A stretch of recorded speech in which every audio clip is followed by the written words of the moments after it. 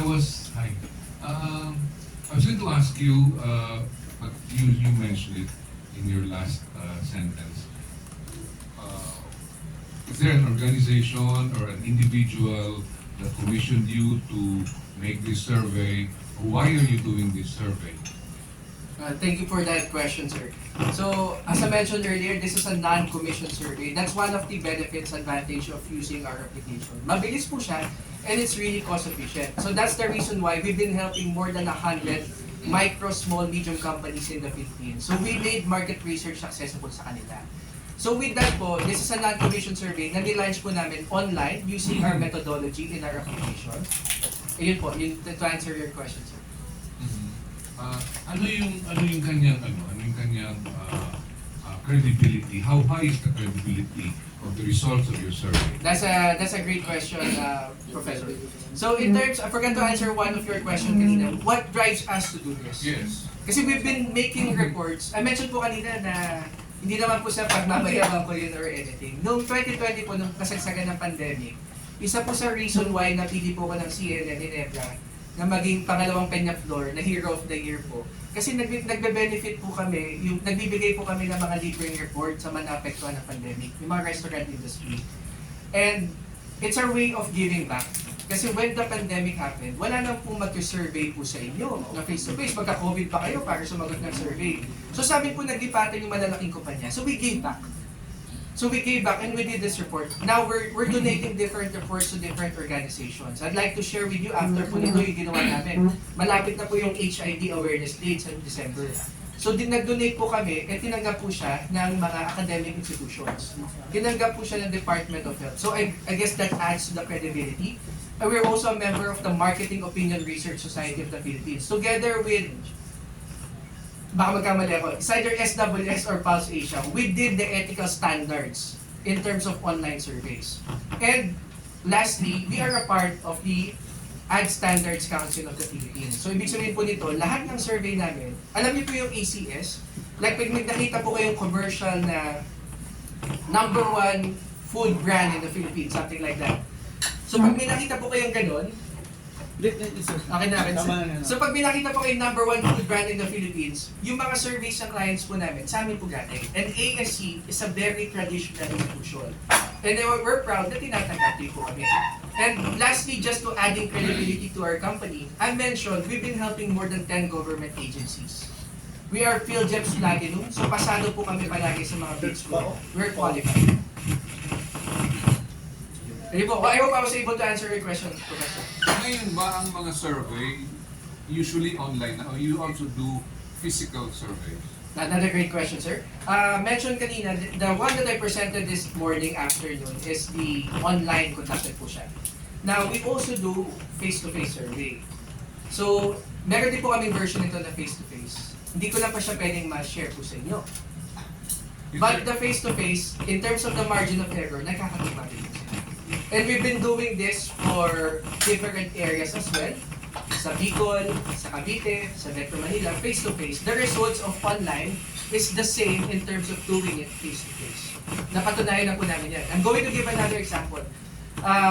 We were commissioned by this government agency. There was a really big initiative of the Marcos administration to check the awareness of a particular initiative. Hindi ko pwedeng sabihin kung ano.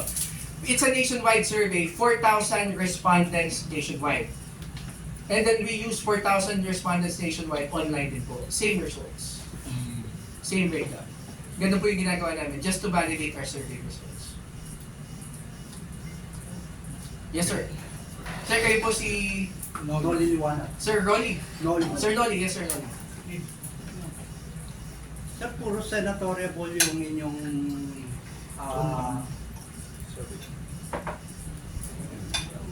hello. Puro senatoriable yung inyong nakalagay. Possible ba yung local natin na may feature din sa inyong and then yung mga party. Party list. Although yung party list and yung partido. Magandang katanungan yan, Sir Rolly. Tomorrow, we'll be coming out with a press release of our party list survey. And for your reference po, namumuna pa din po, 3 slots, axis. To be followed closely by 4 Ps, 2 slots. So So yun po yung lalabas namin bukas. Yung mga regional surveys, actually we do that, but those are commission surveys. So we don't have the right, it's with our clients. It's face-to-face po. Ginagawa po namin sa Metro Manila. Alam po natin kung sino nanalo sa Maynila, sa Quezon, sa ibang lugar po sa Pilipinas. So we do commission surveys for those things. Luzon, Visayas, Mindanao po siya. Face-to-face po siya. Unfortunately, we cannot show the data.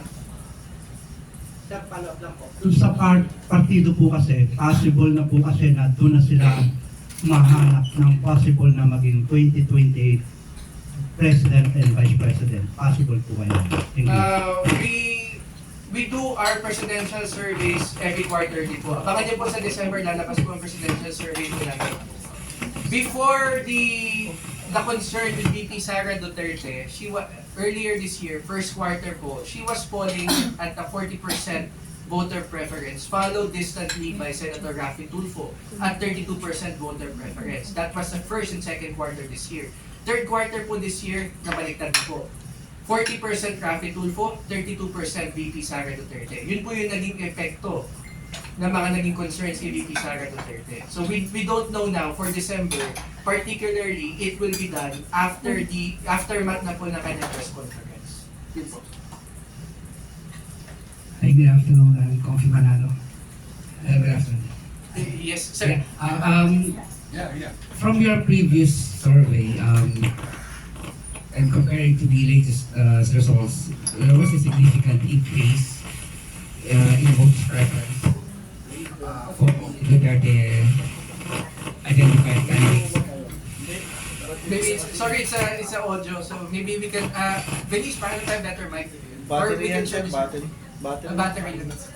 Okay, so that's a great question. Actually, I haven't asked any Ay, questions. excited ako sa mga sir.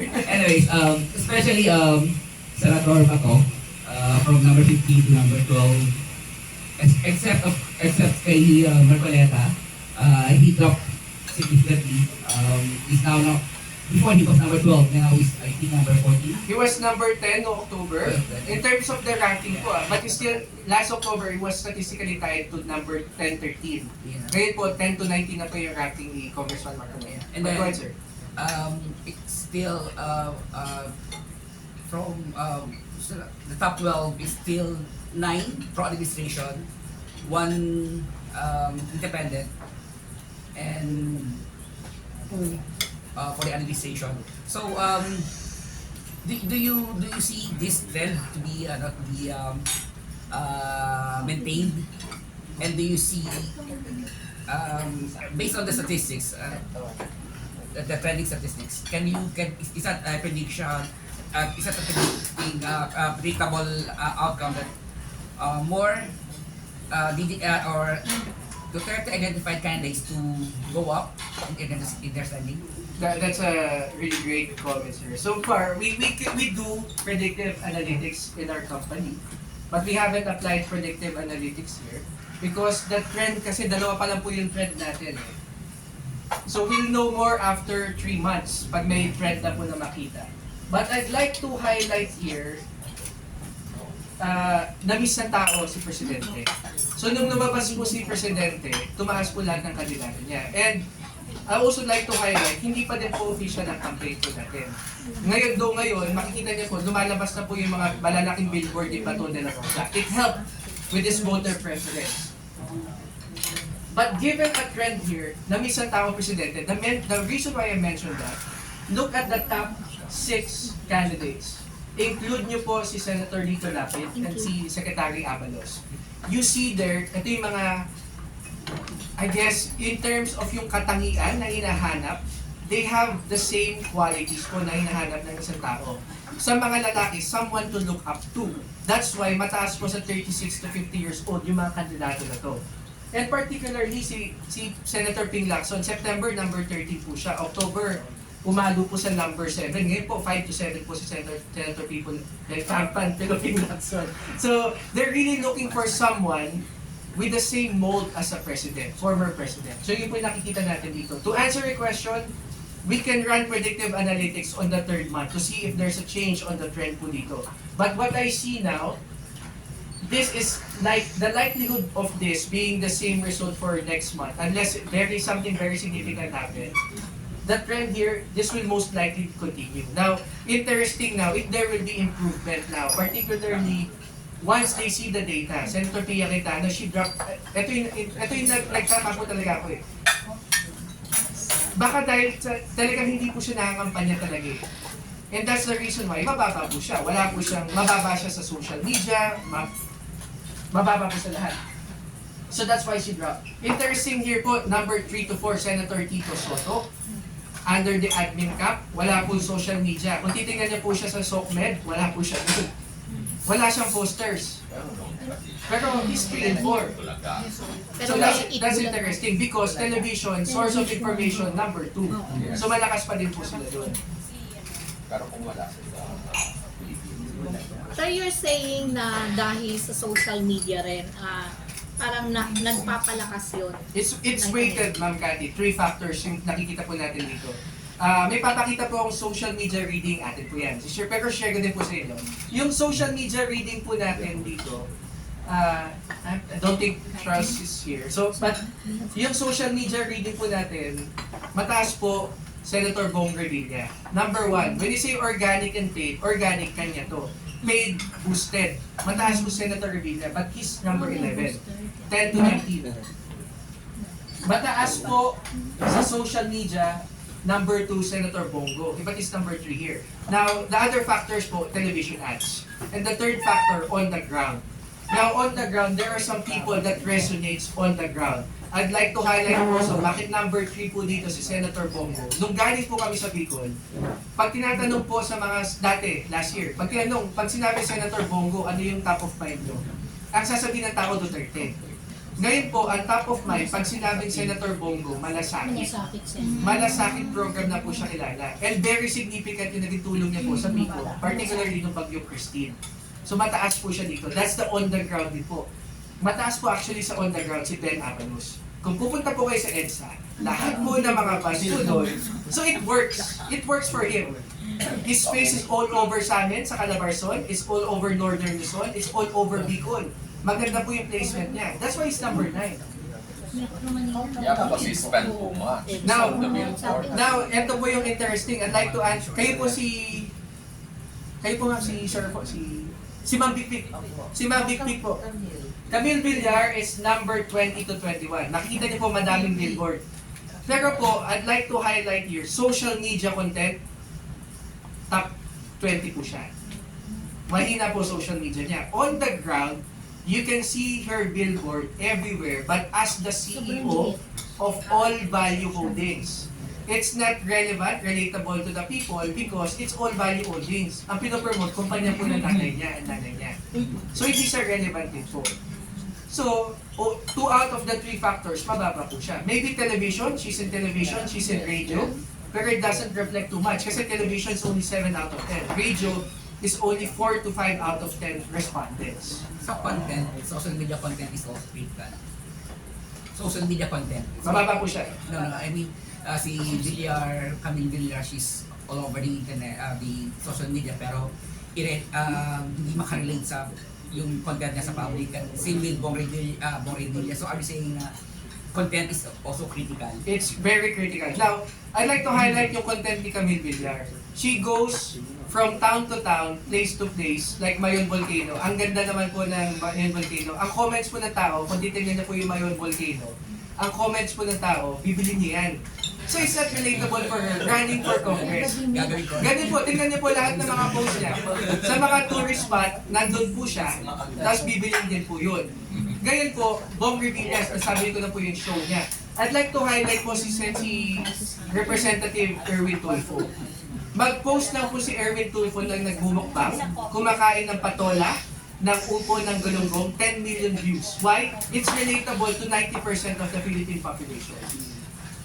So yun po yan. Kaya ngayon po, may mga trying hard. Titingnan niyo po ngayon si Diwata, who's running for the 3rd representative of the vendor party list. Kumakain po siya sa sahig ng tuyo.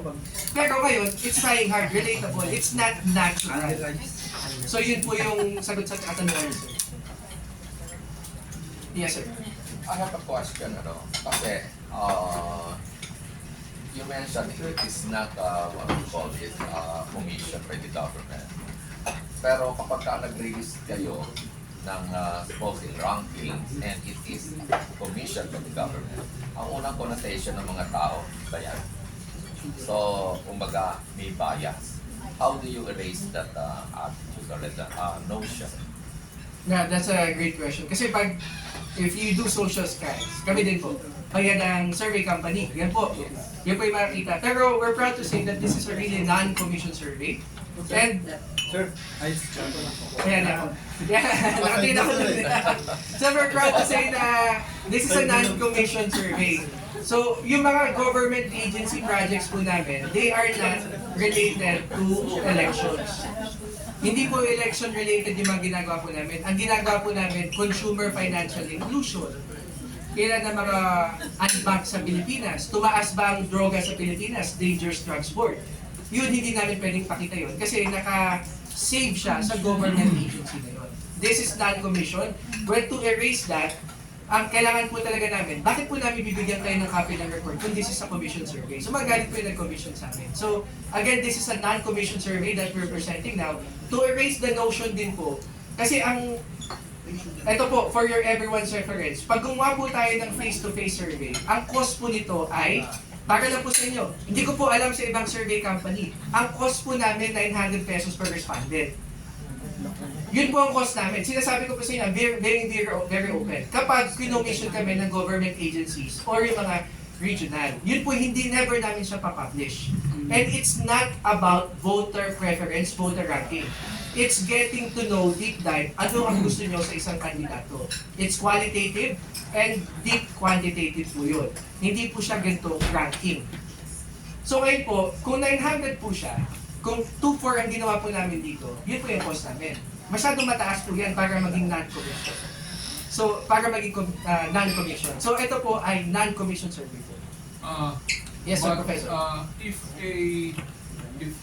you also accept commissioned surveys, no? For example, I'm Chavit Simpson, and I commission you to make a survey for me.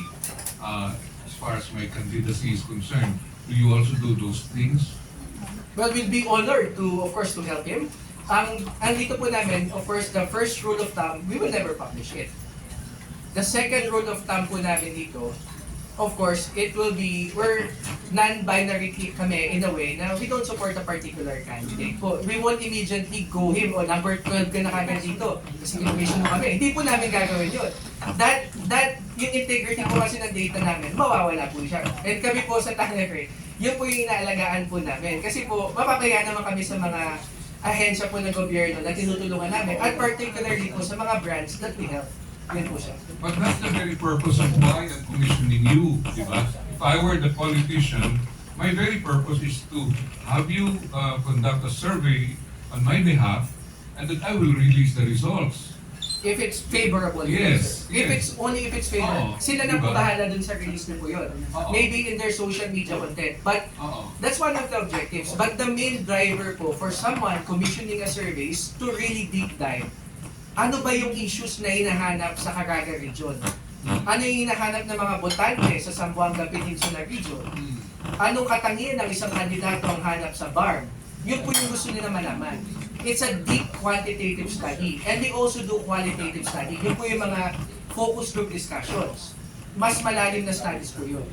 Yeah, you may not release it officially, but I can. I have the right to release it officially. They own the data. Quoting the survey results made by your company. di ba? They own the survey data, of course. Oo. Now, for example, in your particular scenario, Professor, if Congressman Chavit, for example, arrive at number 20, it's possible that he will not release it. Only if it's favorable sa kanya. Ganyan naman po yung sa ibang survey companies po, yung mga traditional po, most of them are commissioned. Yes. And they only release it if may pahintulot po ng ibang ng mga kliyente po nila.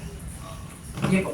I was able to answer your questions. Thank you, thank you. But you do, no? You accept individual. We commission. accept? Yes. We won't present it sa news. We use it to do a deep quantitative and qualitative studies for our clients and partners. But does it matter kung kayo maglabas o ako ang maglabas? Di ba Well, pareho rin nalalabas din yun? We will not ang rule of thumb din po namin sa company to not affect our credibility, we will not release any commission surveys. Kayo na po bahala mag-release na if it's favorable sa inyo. Kami will not release it po. Thank you. Thank you, Professor. Sir, Yes, po, good sir. afternoon. I'm Richard from Edge Napansin. Sir Richard. Sir, kasi sa presentation po ng survey ko na when it comes to ranking, so nabanggit mo kayo sir na mas malaki yung factor yung meron kang ginagawa sa sambayanan you bring your program po sa community, sir. So, the same po ba yung sir, yung survey niyo na kasi nabanggit niyo before na mas like kay Senator Torcos meron siyang isang kay Tolpo at saka yung malasakit. So the same approach po ba sa community yung pag-select na kung sino yung first up to 24 senators? When it comes to social media or any programs or If I understand you correctly, sir, it's more of yung kung may programa sila, dinala sa community, kasi yes sir, opo. Like yung malasakit ni Malasakit definitely, Bongo, Senator Go. Bongo. Now, at the end of the day po, it's all, Philippines is still very regional. Kung titingnan niyo po yan, regardless of the nature of their programs. When I say regional, kung papansin niyo po si Senator Amy Marcos, she's now ranking high in Northern Luzon and Central Luzon. Because the people, Solid North, they saw her loyalty to her brother. She asked the Vice President to run for Vice President to support her brother.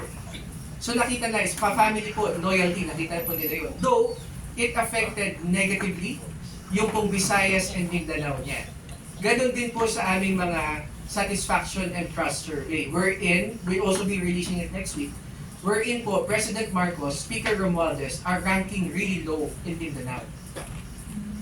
The Vice President is ranking really low in Northern Luzon and Central Luzon. So it's still regional. Now, when we did our face-to-face survey in Bicol, back then, possible candidate pa si VP Lenny Robredo, she was number 1. Now, interesting po dito, Bicol po ito nandun pa po si Pangulong Duterte. Si Pangulong Duterte po, number 8 sa Bicol. Pero po, si Senator Bongo, number 4 sa Bicol. Now, that's interesting because of the Malasakit program. Now, that will indirectly answer your question, sir. If your program is good enough, it has a very wide range, it will affect them. Ngayon po, wala pa pong programang lumalabas sa mga kandidato dito. Wala pa nga po silang slogan. So it will change in the upcoming months. So the ranking will change, we can do predictive analytics.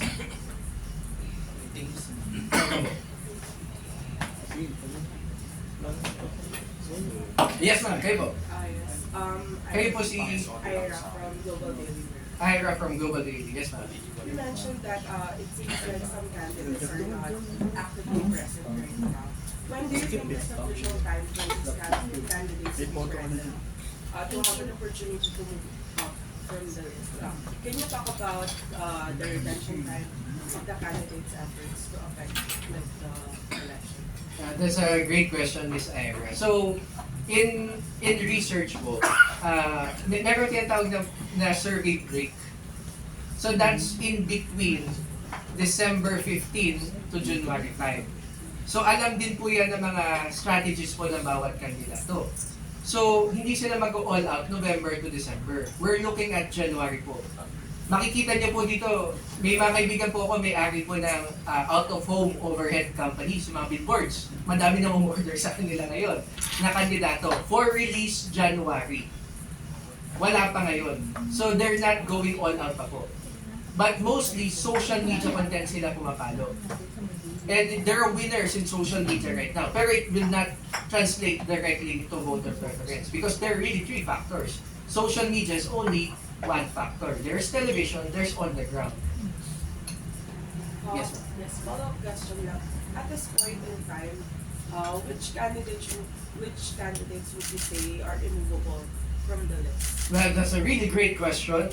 So for the 5th consecutive month, of course, the top 4 here, the Tulfo brothers, Erwin, and media executive Ben Tita Tulfo. Senator Bongo, Senator Tito Soto. Even though kahit di na makampanya si Senator Soto, I guess he can go 3 to 4 po sa elections. There was a principle before that the Cayetanos, they don't need to do campaigns. But after seeing this, I got really interested kasi that's a 6% drop. I'd like to check the numbers of Senator Pia Cayetano. Kasi to answer your question, ma'am, si Senator Pia sana yung panglima. Pero yung panglima na to, she dropped here 18 to 25 years old. Why is she not resonating to Gen Z? She's resonating to millennials, but not Gen Z. Now that's interesting because she's quiet in social media. Yun po yung nakikita po natin. So social media is one factor. But for now po, nakikita ko lang po ngayon, of course, this is my personal take. This is not the take of of the company, for example. The top 4. Erwin Tulfo, Ben Tulfo, Senator Go, and who's the other one? Soto. Senator Soto. Hindi abot si Pacquiao. Well, naglalago si Senator Manny Pacquiao, ma'am. Last month, he was 8 to 9. Now he's 5 to 7. Previously, he was 10 to 12. Yun po. But he's high in Visayas, Senator Manny Pacquiao. He's not high in Mindanao because he's under the administration. He's not high in Davao region, si Senator Manny Pacquiao. He's high in Soc Sargent, not in Northern Mindanao, not in Davao. He is high in Western Visayas and Eastern Visayas, but not in Central Visayas. That's Senator Manny Pacquiao. Any other questions po? Yes, sir. Yes, sir. Kayo po si Wenzel po from IP Sitters. Sir Wenzel. Yes po, sir. Sir, yung last October po ba, di ba nagkakaroon po tayo ng survey? Yes, sir. Yung both Tulfo brothers din po, nanguna din po ba sila last October? 1 and 2. Sir, why do you think hanggang ngayon yung Tulfo brothers is nanguna pa rin sila? What do you think are the reasons behind this? That's a really great question. There's a factor here that the former president was removed. So naghahanap ang mga male respondents, 36 and above, ng bagong idol muna. Strongman, kumbaga. So that's that's the reason why tumaas din si Congressman Marcoleta. Siya yung tipong paglalaban ka. Di ba pinaglaban niya po si Vice President? Doon ngayon, naging tahimik po si Congressman Marcoleta. That's the reason why he's only now 10 to 19. Now to answer your question, sir, bakit number 1 and 2 ang Tulfo brothers? Let's talk about first the negative. They are not resonating to 51 years old and above. That's the challenge for the Tulfo brothers.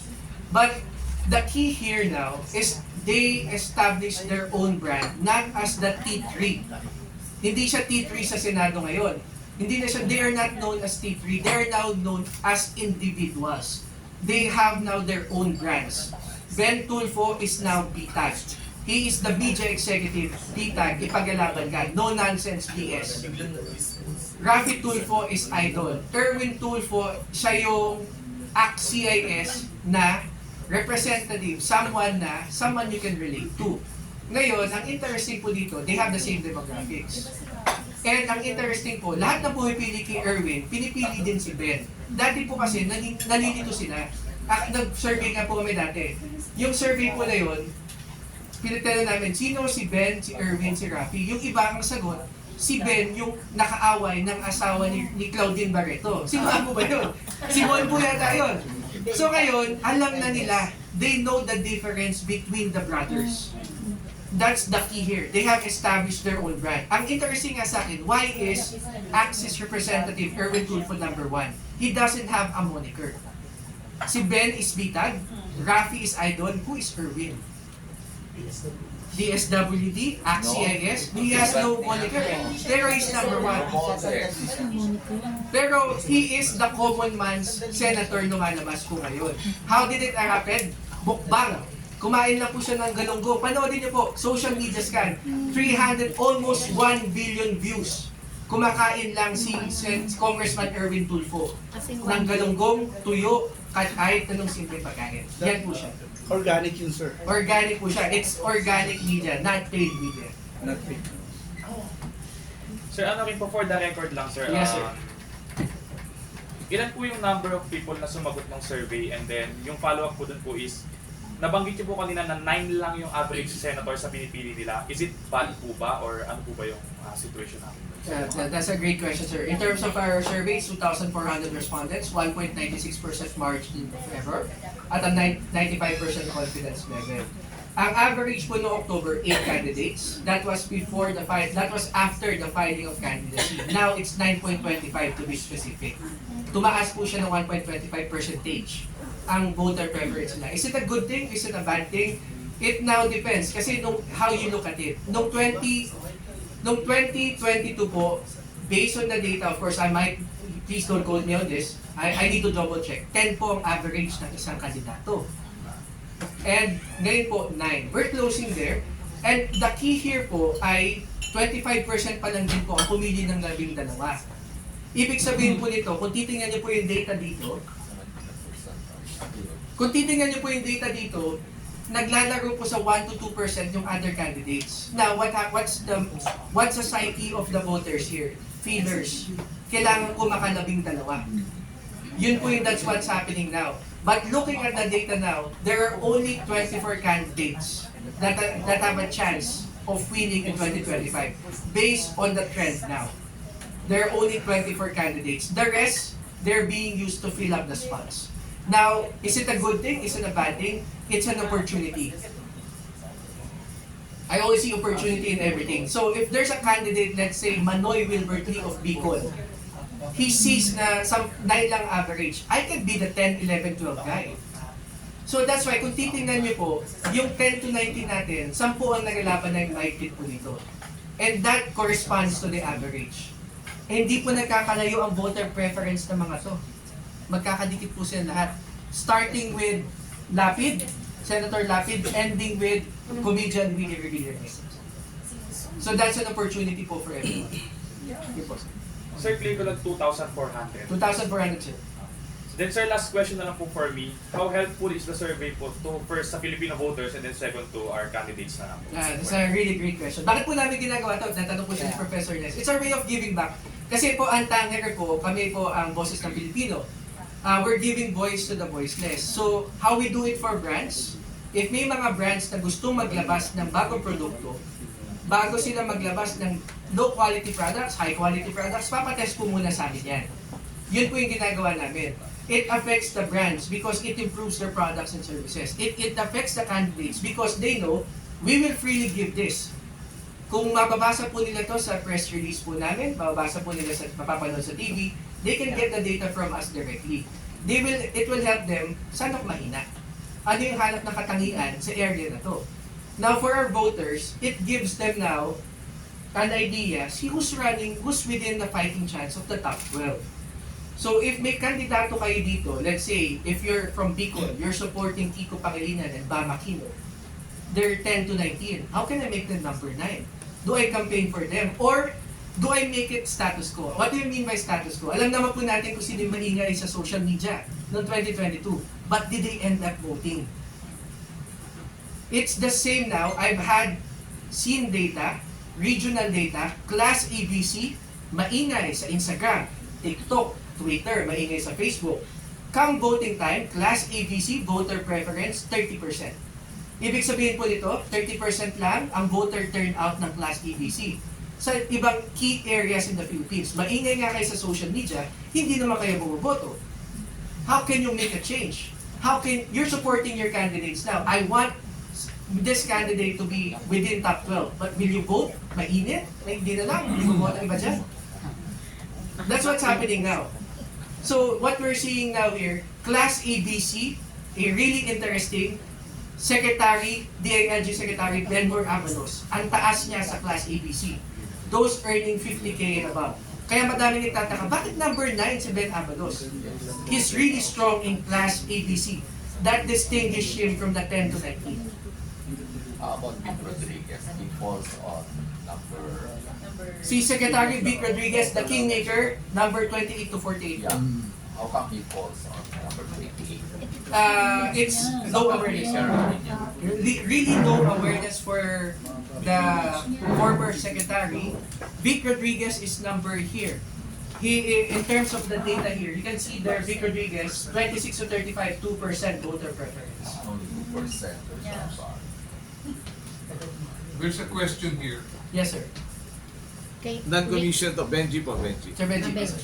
Sabi niya non-commission, hindi ba ito ay magbibigay bala doon sa magagamit nila yon? Halimbawa, ako number 1, ito tingnan nyo naman survey ng Tangere. Eh kung kalaban ka naman, o kita mo, baba nito.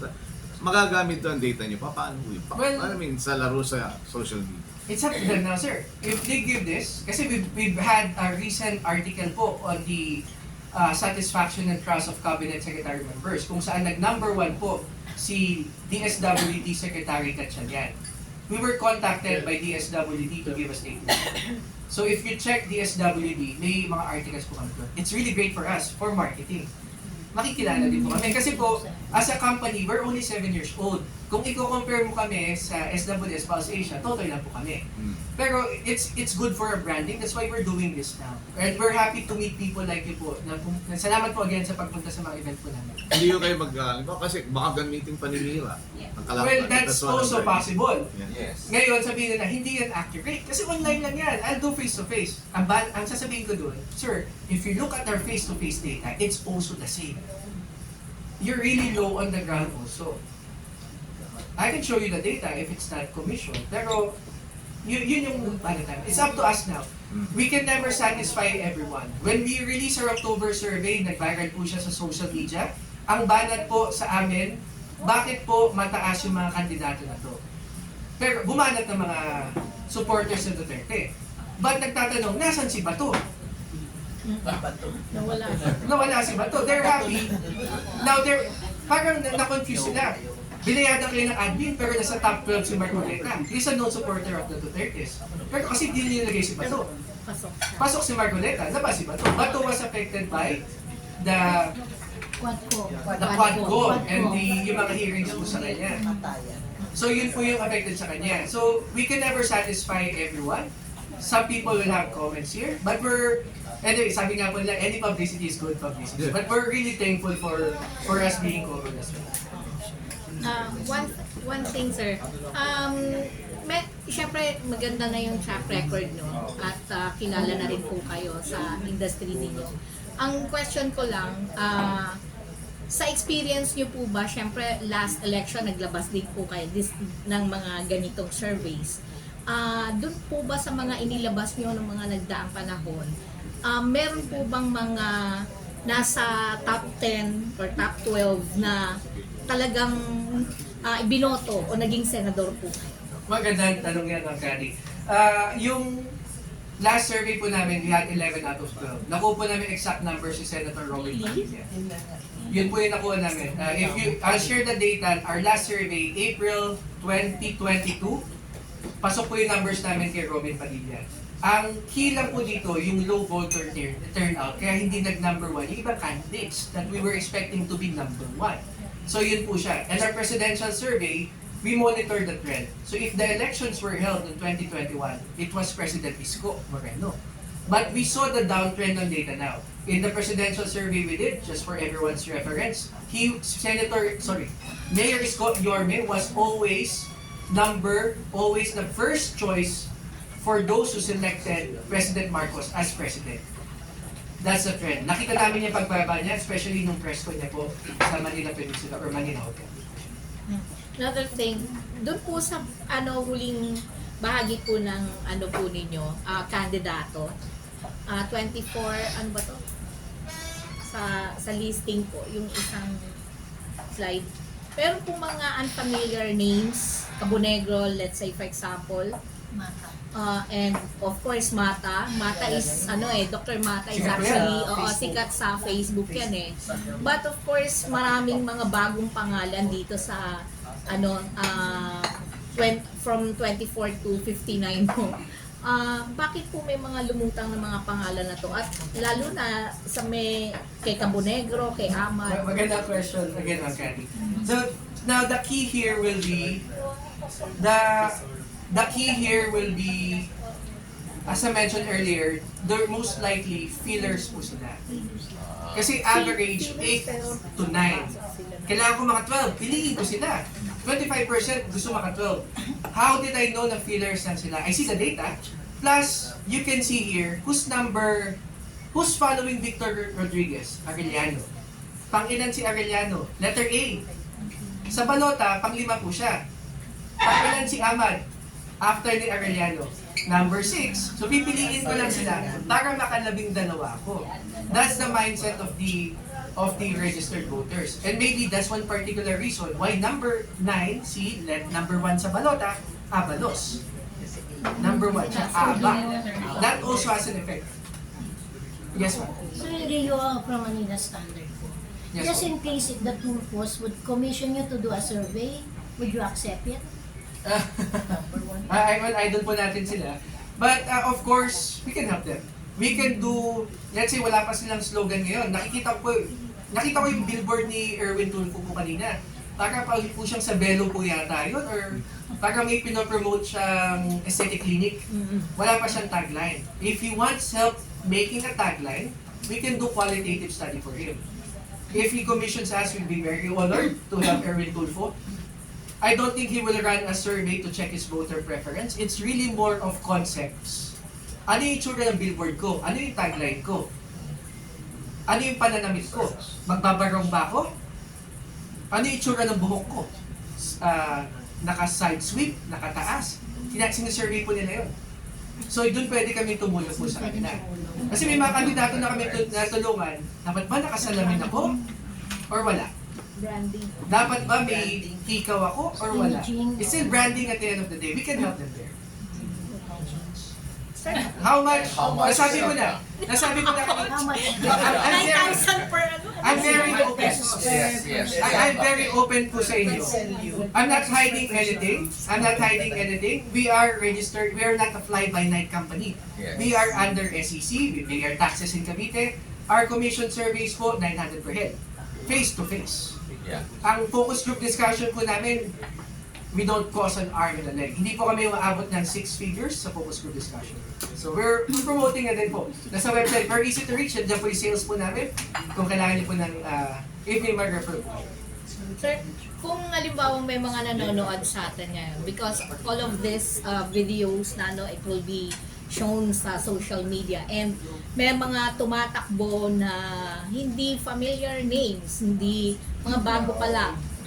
Marami kasing mga Pilipino na, sorry to say, pero sawa na dun sa mga dating nakapwesto, nakaposisyon, gusto nila bagong mukha, bagong pangalan. Paano nyo sila matutulungan? Well, that's a great question, ma'am. The key here, of course, increase your awareness first. Sa research, may tinatawag po na spontaneous awareness. Pag tinanong kita, sino yung mga kandidatong alam mo? Pag sinabi ka doon, top of mind ka, mataas ang awareness mo. Meron din yun ang unaided. Ang aided, nandun ka sa listahan. You need to increase your unaided and aided awareness po. Muna. It helps, for example, going to give an example, si Manoy Wilbert Lee.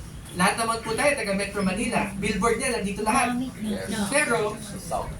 mataas ba ang awareness niya sa Metro Manila? Hindi po, kasi people are looking at him as someone who is promoting agri-party list. It's not him as senator. Now, in terms of his messaging, his message are kalat. It goes for agriculture, trabaho, health. Ano po ba ang pinaglaban po natin? So, scattered po ang kanyang mensahe. Maybe we can help him. Maybe fix your message. Kasi, ito po yun eh. Ano to? People don't know W. Maybe it's Willie Villame or Willie Ong. I don't know. Yes. So, yun po yung kailangan po natin. Raise your awareness first. We can go a top-down approach po. Or bottom-up. When you say top-down, mula po sa Metro Manila, pababa. Or bottom-up po, regional level. May formula ka ba na dun Formula, sir. sa traits? Halimbawa ako, si kandidato, yung traits hindi kurap, pero questionable siya, matapat, mapapagkatiwalaan, pero lalapit ako sa iyo ngayon for branding. Can you rebrand me? Well, the way it goes po, bawat kandidato po, meron silang, for your reference po, meron silang mga 4 na team po. Meron silang team sa social media. Minsan sa social media po nila, 2 pa po yun. May team sila sa PR, may team sila sa branding. Their PR branding team, lalapit po sa amin. If you want to formulate questions, we'll survey that for you. We will not suggest Erwin, magsalamin ka. We will not suggest that. It will be coming from their branding and PR team. And then papasurvey na lang po namin sa tao, which one is bagay. Yun po yun. That's how it normally goes.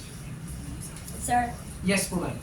Terry Alpa po from Mr. Armed Forces Radio from Armed Forces. Buhay OFW yun. Ang tanong ko po, possible din po ba na makapag-survey kayo sa atin ng mga overseas Filipino workers? That's a great question. Recently po, nag-survey po kami on seafarers, yung mga seaman, and so on. But it was a branded survey. Ngayon po, it will now be purposive in a way. Tatargetin namin yung OFWs. Kasi dito, we have religion. Meron pong very significant reading ng Iglesia ni Cristo sa report namin. INC. Sa INC, consistent po yung top 12 po natin, including Marcoleta. Sa INC po. Solid po sila. Solid vote sila. So, but to target OFWs, it's a niche market, we'll make it a very purposive study. Yun po yung gagawin natin. Pero now, ang challenge na po dito, of course, madami naman po may OFWs, kaya po natin. Kung kailangan na po. Ang idea lang naman kasi dito is at least may 30 po kayo na OFW. Okay na po yan. Muslim votes, sapatin mo sa reading po namin. Who's leading sa Muslim? The Tulfo Brothers. Consistent pa din po. Yes, sir. Sir Martin, possible po ba yung top ad spender sa ating mga senatorial vote? Kasi kadalasan po kasi ang traditional media na TV ay number 1 para tumaas yung kanilang popularity. Well, magandang question po yan. We can just cross-check the data. May lumabas po na report, top social media spender, Senator Bongo. Does it affect sa social media niya? Number 1 sa social media, organic and paid. Not the Tulfo Brothers. Bong Revilla. So, we can just cross-check the data, sir. Gaano kalaki yun, but we don't have that data. That's the key. We can only make assumptions, eto yung ginagastos mo. But we will not know the exact amount. We cannot rely on that quantitative data na purely estimate. We cannot do guesstimate. Not in our field. Of course, we don't want to be, of course, judged by academic institutions. Estimate lang po yan. But if there's firm data, ilabas ang ABS, GMA, Facebook, then we can get the data. Any other questions po? It's 10 minutes before 2 before we wrap things up. Yes, sir. Sir Chris Lucas po ng DCRG. Sir Chris. I just want to know what's your take sa connotation na ang mga survey ay mind conditioning tool naman. Oo, may condition. Mind conditioning, or yun po, yun naman laging comments po natin, mind conditioning, maaga po yan. Ang survey po kasi, or research in general, is a snapshot of the sentiment of people at any given time. Yun po yung advantage namin sa Tangeray. Kasi when we did the survey, November 6 to 9, yung lumabas po recently sa other survey firms, matagal na po yan. October pa, September pa ginawa. Amin recently lang po siya. So that's the reason why immediately after our survey, we're publishing it kaagad. Ito ang sentimiento ng mga tao sa time na to.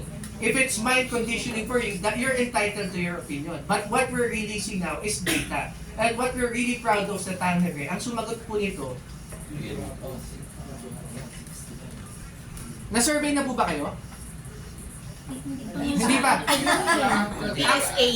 What we're really proud of sa Tangeray, kaya ito din po yung nagustuhan po sa amin ng mga brands, tunay na tao po yung sumasagot.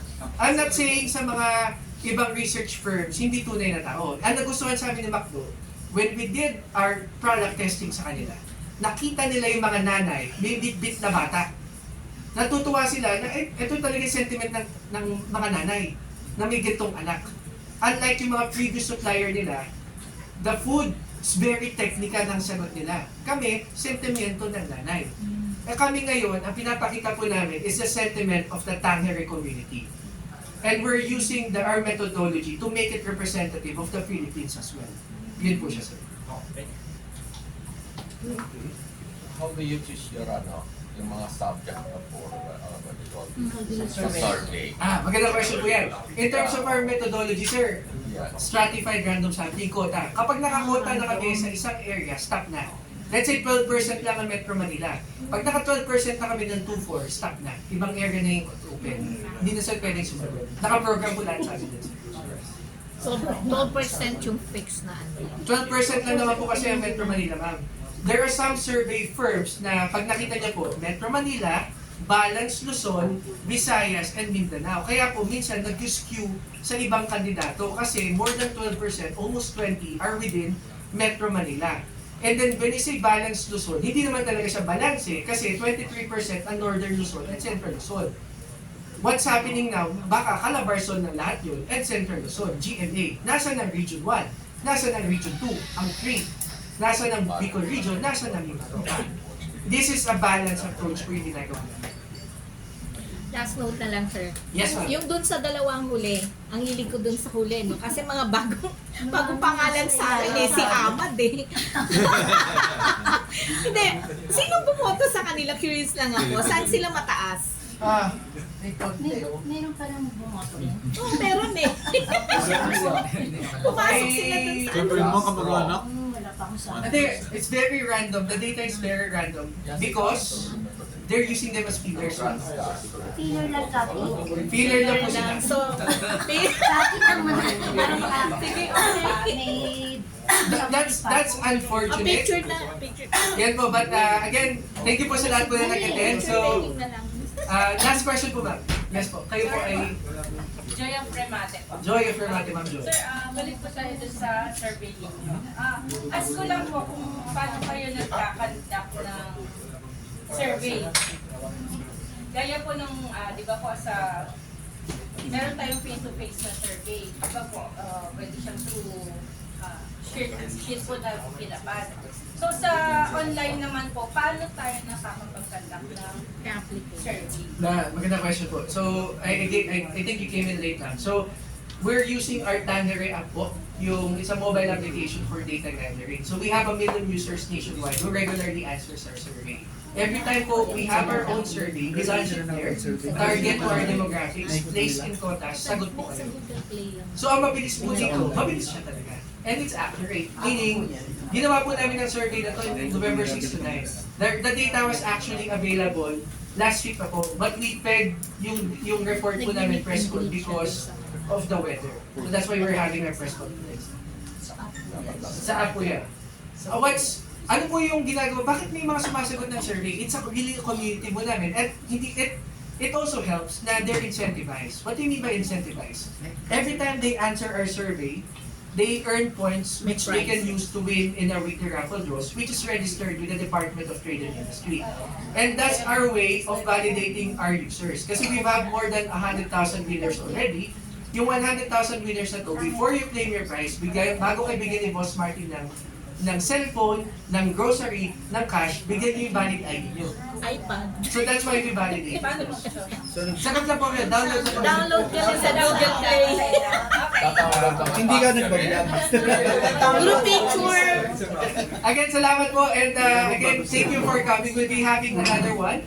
After po nito, the press kits are outside. It contains the articles, the report that I presented this afternoon as well. And a small sample token po natin. So let's have a picture po together. Group picture po tayo.